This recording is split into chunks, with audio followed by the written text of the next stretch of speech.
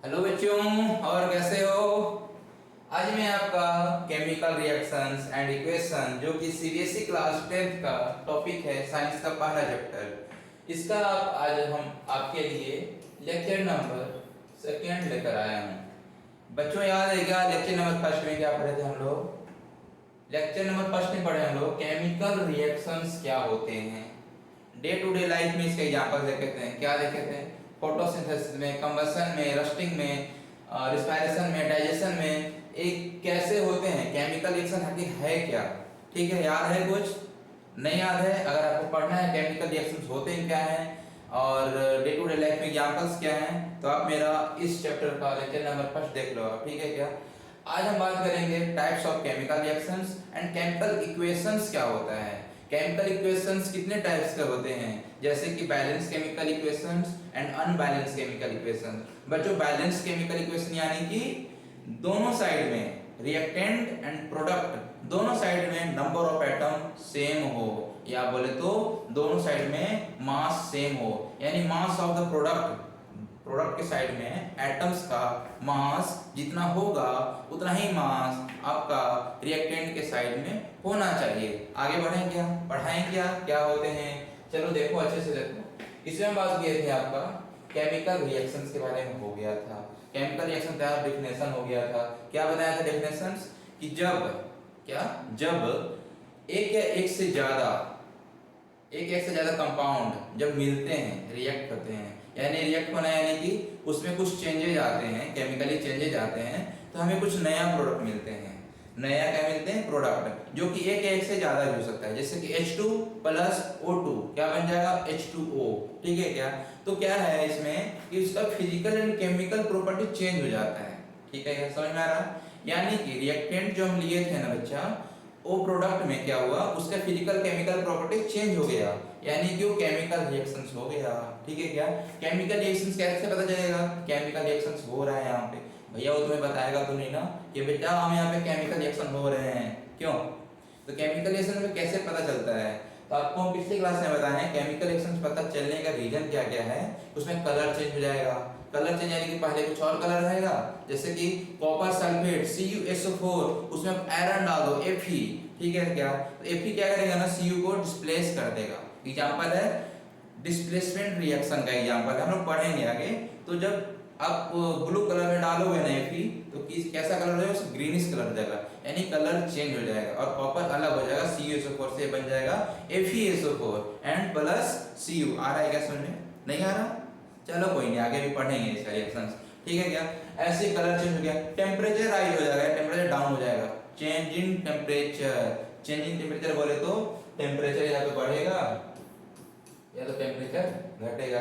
बढ़ने वाले एग्जांपल देखो अच्छा कि CaO चूना, क्विक लाइम, गांव में देखे हो ना, चूना लगाना पड़ता है घरों में, तो चूना को पानी में डाल दे रहे हैं, यानी CaO प्लस H2O क्या बनाता है? CaOH का होल 2। ठीक है क्या? प्लस क्या निकलता है? बहुत सारा हीट निकलता है, यानी कि इसमें हीट निकल रहा है, बहुत ज्यादा हीट निकल रहा, यानी कि चेंज इन टेम्परेचर हो रहा, तो भी किसका एग्जांपल है? मैंने वहां पे केमिकल रिएक्शंस हो रहे हैं। अब कौन से केमिकल रिएक्शंस है बताओ? जब दो मिल रहा है और कोई एक प्रोडक्ट बन रहा है तो कॉम्बिनेशन रिएक्शंस, या एक कौन सा स्पेशल हो गया?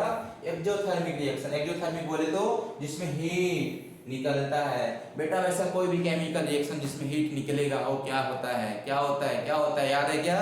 एक्सोथर्मिक। और जिसमें वो हीट देना पड़े वो क्या होता है? एंडोथर्मिक। आगे बेटा हम पढ़ेंगे। ठीक है क्या? समझ में आया? अब आगे हम आज पढ़ने वाले हैं क्या, ये केमिकल इक्वेशंस और कैसे बैलेंस करते हैं। इसके बाद आ जाएंगे टाइप्स पे, जिसमें आपको हम ये सब एक्सप्लेन करने वाले हैं। तो केमिकल रिएक्शन नॉर्मली समझ में आ रहा है ना आपको? केमिकल रिएक्शंस क्या है? दो मिलकर नया कुछ बनाया और नया बना, उसका केमिकल प्रॉपर्टी चेंज है। केमिकल प्रॉपर्टी चेंज का एग्जांपल पिछले दिन क्या दिए थे? H2 प्लस O2 क्या बनता है? H2O। यहाँ देखो हाइड्रोजन क्या है? एक्सप्लोसिव गैस है, आग जलने के लिए बहुत जरूरी होता है, बहुत ज्यादा मतलब आग जलता है इसमें, मीनिंग ये रहा। ऑक्सीजन आग जलने के लिए इंपॉर्टेंट गैस, ऑक्सीजन नहीं रहेगा तो आग नहीं जलेगा, यानी दोनों आग के लिए है, बट H2O आग बुझाने के लिए है। Chemical property change. NaCl Na sodium, Cl chlorine, दोनों क्या है, जहर है, खाओगे तो मर जाओगे। क्लोरीन गैस है, इनहेल करोगे तो राम नाम सत्य है। बट क्या बन जाता है इसका, NaCl, यानी कि हम डेली खाते हैं नमक, नमक बिना रख पाओगे क्या, नहीं ना यार। आजकल तो फास्टिंग भी होता है ना, उसमें भी लोग उसका उपाय ढूंढ लिए हैं। नमक नहीं खाना है तो कौन सा नमक खाएंगे, सेंधा नमक खाएंगे। कोई फायदा हुआ क्या। चलो आगे बढ़ते हैं। केमिकल रिएक्शंस हो गया था पिछली क्लास में, एक रिएक्टेंट सेकेंड प्रोडक्ट। जो रिएक्ट करते हैं रिएक्टेंट्स होते हैं, जो लास्ट में बनते हैं प्रोडक्ट होते हैं। रिवीजन करवाते जा रहे हैं, ठीक है क्या। रिएक्शंस में जो रिएक्ट करते हैं वो हो गया रिएक्टेंट, और जो बनते हैं रिएक्शन के बाद वो होते हैं क्या, प्रोडक्ट। जिसमें पहचाना था, वो क्वेश्चन दिया हुआ था, एग्जांपल्स ऑफ, भाई हम डे टू डे लाइफ में क्या एग्जांपल्स देते हैं बेटा। ऐसा ना आपको फर्स्ट लेक्चर में करवा दिए हैं, आपको अगर पढ़ना है इस प्लेन से अच्छे से तो आप मेरा इसका फर्स्ट लेक्चर देख लेना, प्लेलिस्ट में मिल जाएगा आपको, ठीक है क्या। आप सर्च करना बायोकेमिस्ट, मेरा चैनल का नेम है बायोकेमिस्ट। और बच्चों एक इम्पोर्टेंट बात, अगर आपको ऑफलाइन पढ़ना है तो आप सिग्नम क्लासेज पुणे में है, विमान नगर, आप आ जाओ यहाँ पे, वेलकम है आपका। आप यहाँ पे ऑफलाइन मेरे से पढ़ सकते हो, ठीक है। पुणे विमान नगर सिग्नम क्लासेज।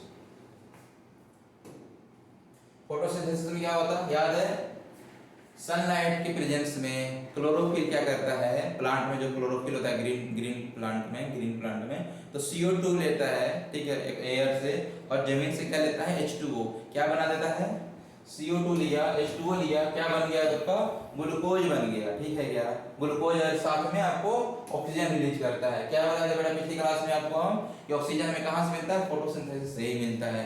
इसलिए प्लांट में क्या डालना है, पानी डालना है, ठीक है क्या। आगे आ गया कंबस्शन, ये सब पढ़ा चुके हैं बेटा। आगे आपको अगर पढ़ना हो तो आप मेरा फर्स्ट लेक्चर ही देख लेना, अगर ज़्यादा दोबारा पढ़ाएंगे तो ज़्यादा टाइम लग जाएगा। इसका रिस्पायरेशन सेल में होता है, ठीक है क्या। ग्लूकोज क्या है, ऑक्सीजन के प्रेजेंस में टूटता है, किसमें टूटता है, CO2 और H2O, और हमें ज़्यादा एनर्जी मिलता है, ठीक है। आगे बढ़ो।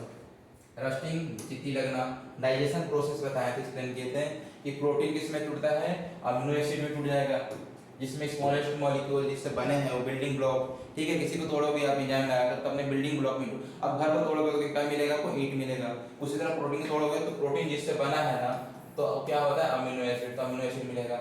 स्टार्च किससे बनता है, माल्टोज मिलकर बनता है स्टार्च। माल्टोज खाने के लिए एमाइलेज एंजाइम चाहिए।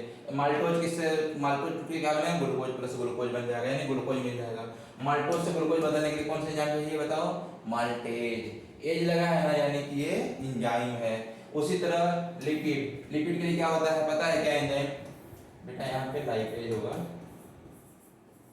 ठीक है, लाइपेज। लिपिड तोड़ने के लिए लाइपेज एंजाइम, जो कि फैटी एसिड को तोड़ देंगे और ग्लिसरॉल को तोड़ देंगे। ये क्या हो गया, डाइजेशन। डाइजेशन यानी कि बड़ा मॉलिक्यूल टूटकर छोटे छोटे मॉलिक्यूल में आ गए, उन्हें बोलते हैं डाइजेशन। वहां भी केमिकली हो रहा है ना, तो केमिकल रिएक्शंस हो रहे हैं वहां पे, सब एग्जांपल है बेटा इसके। अब केमिकल रिएक्शंस का आइडेंटिफिकेशन आप कैसे पहचानोगे, अभी जस्ट बताया, change in state, change in colour, gas को निकलना, और क्या टेम्परेचर को बढ़ना है, टेम्परेचर घटना, और प्रेसिपिटेट होना। प्रेसिपिटेट तक आपको पिछली क्लास में पढ़ा दिए थे।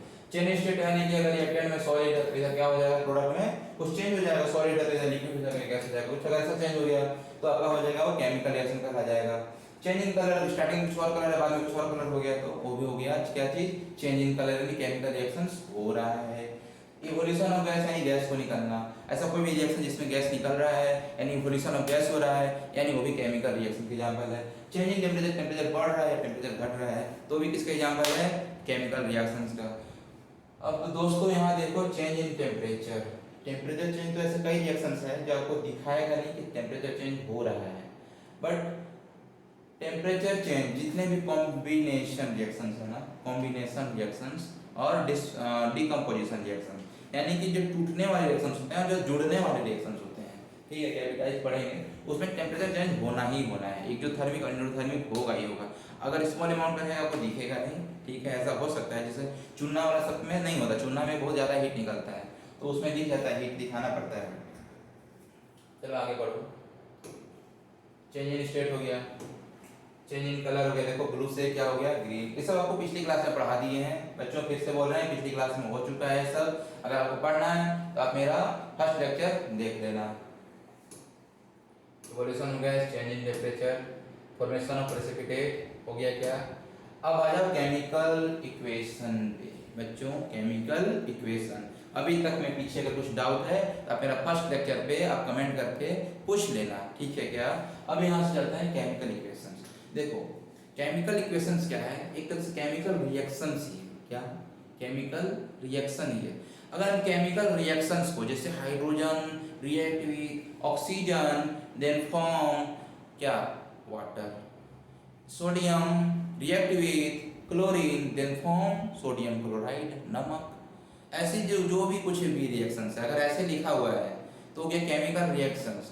अगर उसे हम सिंबॉलिक फॉर्म में लिख देते हैं, यानी हाइड्रोजन रिएक्ट विद ऑक्सीजन, यानी कि hydrogen plus oxygen is arrow दो, और फिर क्या लिखोगे बोलो, H2O, H2 plus O2 then arrow H2O। तो ऐसे जो आप लिखोगे ना सिंबॉलिक फॉर्म में, उसको क्या बोलते हैं, केमिकल इक्वेशंस। या उसे आप वर्ड में भी लिख सकते हो, hydrogen plus oxygen then arrow दो फिर वाटर। यानी ये केमिकल इक्वेशंस क्या है, ए रिप्रेजेंटेशन है, क्या सिंबॉलिक रिप्रेजेंटेशन है। आप दो तरह से लिख सकते हो, कैसे, एक तो वर्ड इक्वेशन के थ्रू, यानी कि hydrogen plus oxygen then form water, तो आप ऐसे लिख दिए।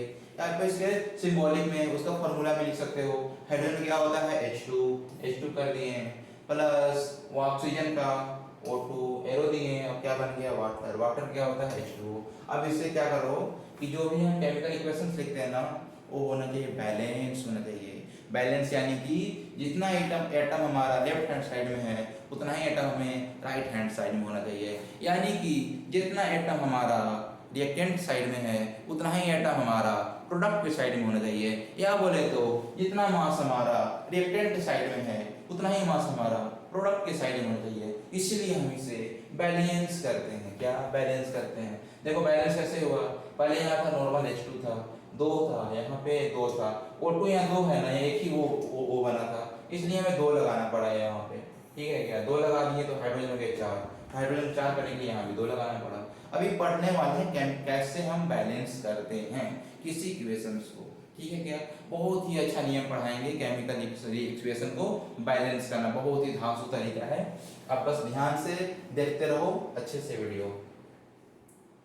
अच्छा, आप लोग कॉपी निकाल के लिख रहे हो क्या बेटा, जब भी पढ़ो ना तो कॉपी कलम आप निकाल के रहो, ऐसे पढ़ाई नहीं होता। राम कथा हम सुना नहीं रहे हैं, आपके लिए पढ़ा रहे हैं ना, तो आप क्या करो, कॉपी पेन निकाल लो। अगर आप 10वीं क्लास के विद्यार्थी हो या CBSE के स्टूडेंट हो, अगर आपको पढ़ने में अच्छा लग रहा है तो आप कॉपी कलम निकाल लो, रिएक्शन को लिखो, जो बता रहे हैं शॉर्ट्स में जो बोल रहे हैं वो चीज़ आप लिखते रहो और पढ़ते रहो, ठीक है क्या।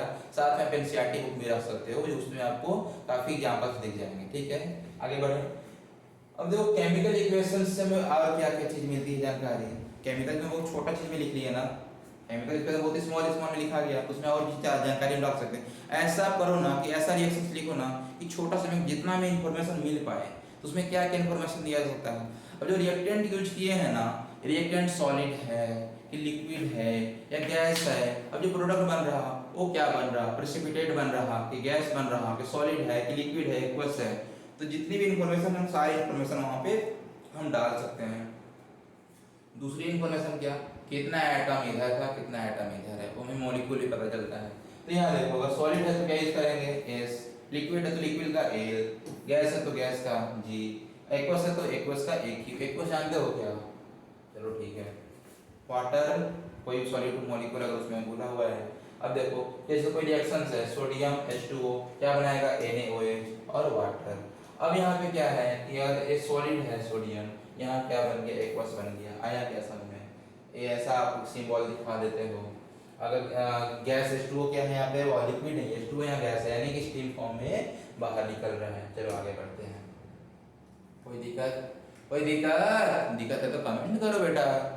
अब आ जाओ प्रेसिपिटेट, जैसे है अगर रिएक्शन हो रहा है, प्रेसिपिटेट हो रहा, प्रेसिपिटेट में क्या होता है, सॉलिड होता है, नीचे बैठ जाता है। या तो आप वहाँ पे S लिखो या आपको या फिर आप एरो नीचे की ओर लिखा दो।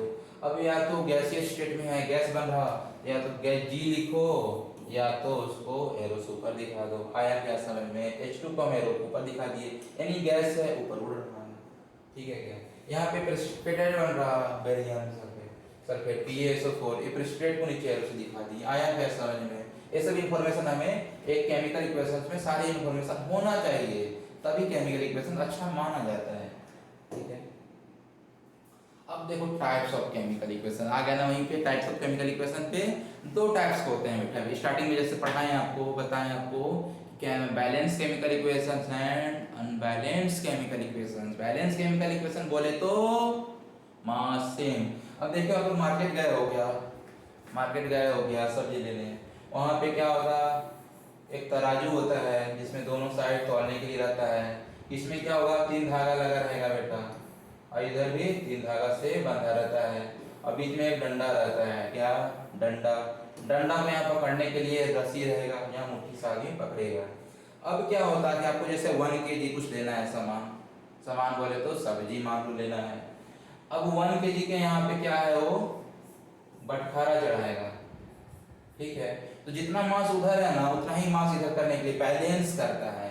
यानी कि इधर में आपको सब्जी का आइटम डालते जाएगा। जैसे आपको आलू लेना है तो आलू 1 पीस चढ़ाएगा पहले, 1 पीस तो ये ऊपर हल्का है, काफी ऊपर रहेगा, 2 पीस चढ़ाएगा, 3 पीस चढ़ाएगा, 4 पीस चढ़ाएगा। जब तक चढ़ाते रहेगा तब तक ये दोनों बराबर ना हो जाए मास के। क्या समझे? जब दोनों साइड मास बराबर हो गया यानी कि बैलेंस हो गया। जब बैलेंस हो गया यानी कि ये स्ट्रेट हो जाएगा, तो आप ले लोगे इतना। अब मान लो 2 kg इधर कर दिया तो बैलेंस करने के लिए इधर और सामान चढ़ाना पड़ेगा, और डालना पड़ेगा आलू। आया क्या समझ में? देखो मास सेम, जितना मास हमारा इधर है उतना मास हमें इधर इतना होना चाहिए बैलेंस होने के लिए। क्या समझे? समझ में आया? मास सेम होना चाहिए बैलेंस होने के लिए।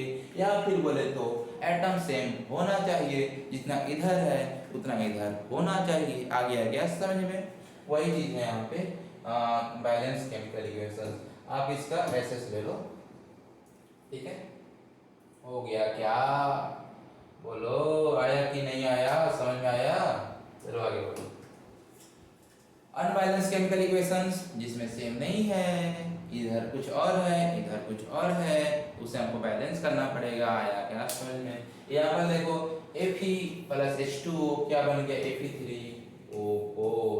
अब यहाँ पे देखो Fe का यहाँ 1 मॉलिक्यूल है, क्या 1 मॉलिक्यूल है, यहाँ पे क्या है 3 मॉलिक्यूल है ना Fe3।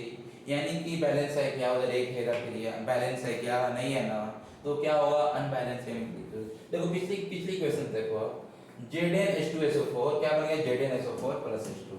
यहाँ Zn कितना है बेटा 1, यहाँ पे Zn कितना हो गया, यहाँ भी 1 है।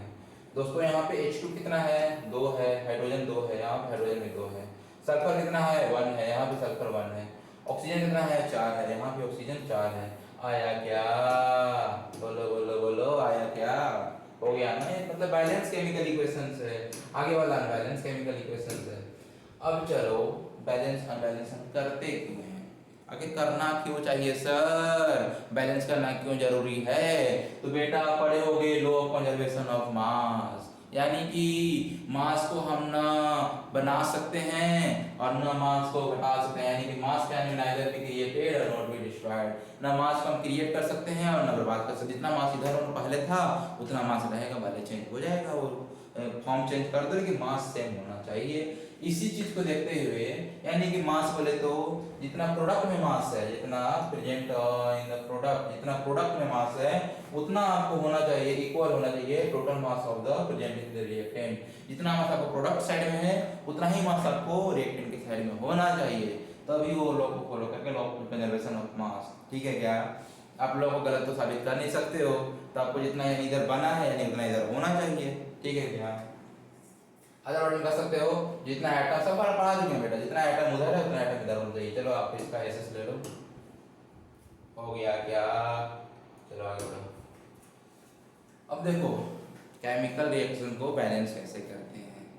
ये नियम जनरल नियम है, एनसीईआरटी में एक और नियम दिया हुआ है, इसी चीज को लिखा हुआ है एनसीईआरटी में अच्छे से। इसके बाद हम एक और नियम पढ़ने वाले हैं जो कि बहुत अच्छे से पढ़ाने वाले हैं आपको, बहुत ही अच्छा ट्रिक है। 2 मिनट में आप कर लोगे सॉल्व, कोई भी केमिकल इक्वेशन, जैसा भी केमिकल इक्वेशन रहेगा 2 मिनट में आप सॉल्व कर लोगे, बहुत इजी तरीके से सॉल्व कर लोगे। ठीक है क्या? वेट करो थोड़ा सा। अब यहाँ देखो नॉर्मल तरीका क्या है, जनरल तरीका केमिकल इक्वेशन को बैलेंस करना। अब देखो बेटा यहाँ पे क्या है बताओ, रिएक्टेंट है ना, इधर 2 चीज, इधर क्या है प्रोडक्ट है। आप रिएक्टेंट को देखो, यहाँ पे जैसे N2 है, यहाँ पे N1 है, तो यहाँ 2 लगाना है क्या? ऐसे लगाना है क्या? नहीं, ऐसे 2 नहीं लगाना है, इसमें छेड़छाड़ नहीं करना है। जो है उसको छेड़छाड़ बिल्कुल नहीं करना है, जो करने से बाहर करना है। अगर आपको छेड़छाड़ करने का ज़्यादा शौक है तो आप इसको बॉक्स में बंद कर दो, जेल में बंद कर दो, ठीक है क्या? इसको आप जेल में बंद कर दो ताकि आप इसको छेड़छाड़ ना कर पाओ। हो गया क्या? जेल में बंद हो गया। अब इस क्या क्या लगाते हैं, जैसे n कितना है? 2 है, इधर कितना है? n 1 है, यानी कि यहाँ पे हमें 2 लगाना पड़ेगा ना, तभी तो n बराबर होगा। पहले आप लिख लो कितना n कितना है 2, h कितना है 2, इधर लिख लो n कितना है 1, h कितना है 3। अब उधर 2 है, हमको इसको करना है 2 बनाना पड़ेगा, यानी इधर 1 था, 1 into 2 करना पड़ेगा, तो 2 हो गया। और जब 2 किए तो हाइड्रोजन कितना हो गया? 3 है, 3 2 जा 6। अब हाइड्रोजन यहाँ कितना हो गया? 6, 3 into 2 6, यानी अब उधर हाइड्रोजन 6 होना चाहिए। जब इधर 2 है, 3 से मल्टीप्लाई करेंगे तो 6 हो जाएगा क्या? ये यहाँ 3 से मल्टीप्लाई कर दिए, 3 से मल्टीप्लाई किए तो क्या हो गया? 6 हो गया, यानी केमिकल इक्वेशन बैलेंस हो गया। वहाँ 3 लगाना है, यहाँ 2 लगाना है। आया क्या? बोलो आया क्या? ऐसे ही करते हैं केमिकल इक्वेशंस बैलेंस, जनरल तरीका है। अब चलो मेरा तरीका सीखो। कुछ क्वेश्चंस यहाँ पे एग्जाम्पल्स दिए हुए हैं, ये भी एग्जाम्पल्स हैं, ये प्रैक्टिस के क्वेश्चंस है आपके, ठीक है क्या? करवाते हैं कि आपको कौन सा एग्जाम्पल ले लें?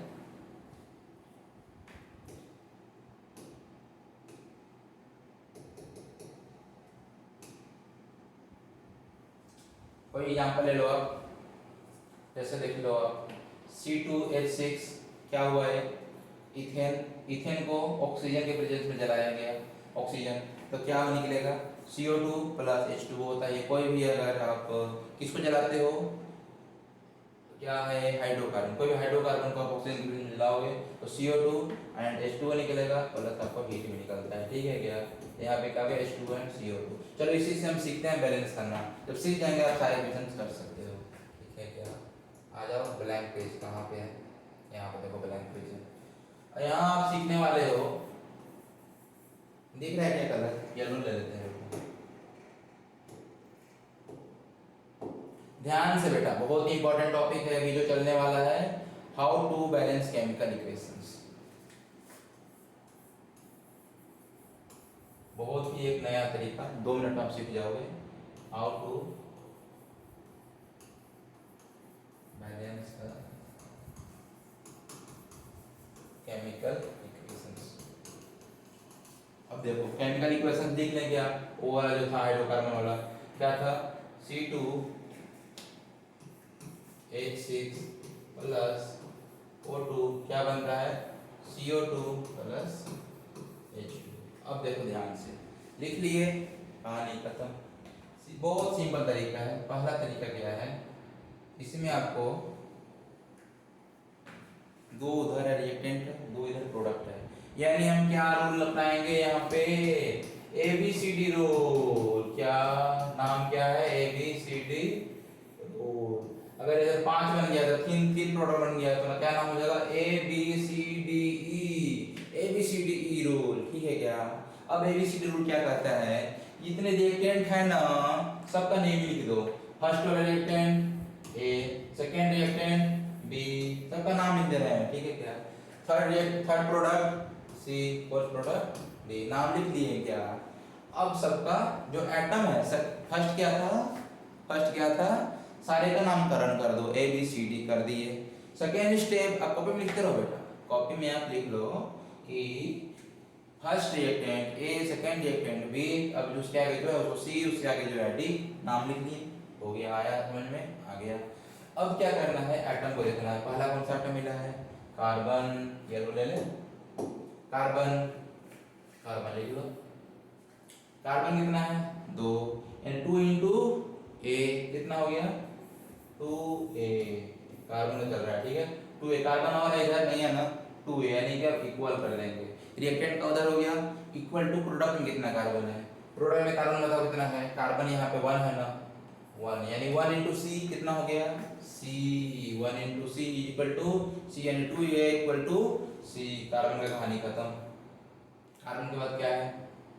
क्या है? हाइड्रोजन है, यानी हाइड्रोजन कब आ जाओ? हाइड्रोजन कितना है यहाँ पे? 6, 6 इंटू ए कितना हो जाएगा 6a is equal to reactant का साइड हो गया, प्रोडक्ट में आ जाओ। हाइड्रोजन कहाँ पे है दोस्तों, बताओ हाइड्रोजन कहाँ पे है? हाइड्रोजन यहाँ पे है डी वाले में, यानी हाइड्रोजन कितना है 2, 2 इंटू डी यानी कि 2d। हाइड्रोजन कहानी खत्म। आ जाओ आगे, हाइड्रोजन के बाद क्या है ऑक्सीजन, ऑक्सीजन आ जाओ। ऑक्सीजन में कितना है 2, 2 इंटू बी कितना हो जाएगा 2b। समझ में आ रहा है क्या?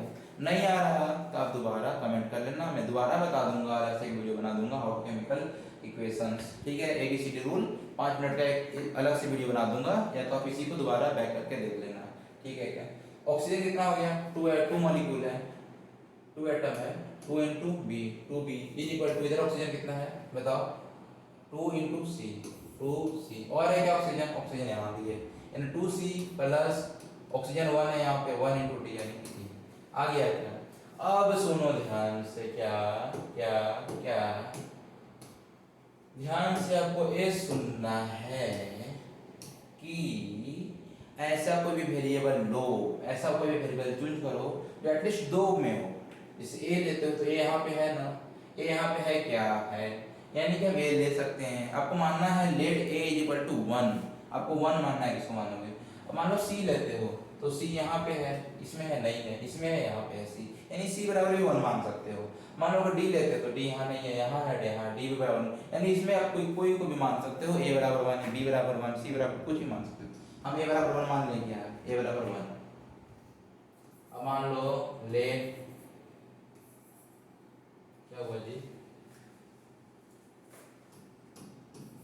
ले a इक्वल टू 1, हम a बराबर क्या मान लिए 1, तो c बराबर कितना हो जाएगा, c बराबर ये 1 हो गया ना, तो c बराबर कितना हो जाएगा, c बराबर कितना हो जाएगा, c बराबर कितना हो जाएगा 2 हो जाएगा क्या, 2 इंटू 1 इज इक्वल टू 2 हो गया क्या। आ जाओ इसमें a बराबर 1 माने हैं, यानी d इक्वल टू 6/2, यहाँ गुना में है ना, 2 नीचे जाएगा, यानी 6 बट्टे में 2 यानी कि 3 या कट जाएगा, यानी कि 3। डी बराबर कितना आ गया, डी बराबर कितना आ गया 3 आ गया क्या, बोलो। अब इसमें ऑक्सीजन में आ जाओ, 2 equal to 2c plus d. अब बी तो पता नहीं है तो आप कैसे लिख लो, 2 भी लिख लो, is equal to 2c, c बराबर 2 यानी 2 2 जा 4 प्लस डी, डी बराबर 3 यानी कि b is equal to 4 3 7 by 2 नीचे आ जाएगा, यानी कि 7/2। अब आया जो वैल्यू आपको ना, वो वैल्यू आप यहाँ लिख दो, वो वैल्यू आप यहाँ क्या करो लिख दो, इरेज कर देंगे ऊपर का।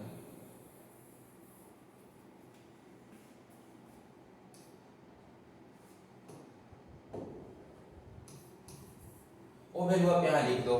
अब देखो ए बराबर 1 है, ए यहाँ था 1 लिख दो, बी कितना है आपका, बी बराबर 7/2, 7/2 लिख दो, सी कितना है 2 आया, 2 यहाँ लिख दो, डी कितना है 3 यहाँ पे लिख दो। क्या दोस्तों आ रहा समझ में, लिख दिए।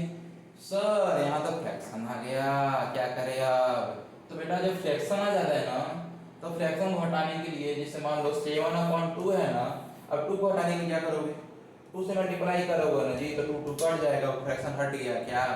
तो 2 से मल्टीप्लाई एक में करोगे तो सब में करना पड़ेगा ताकि इक्वल रहे, तो 2 से मल्टीप्लाई सब में कर दो, 1 इंटू 2 इसमें इंटू 2 इंटू 2 इंटू 2।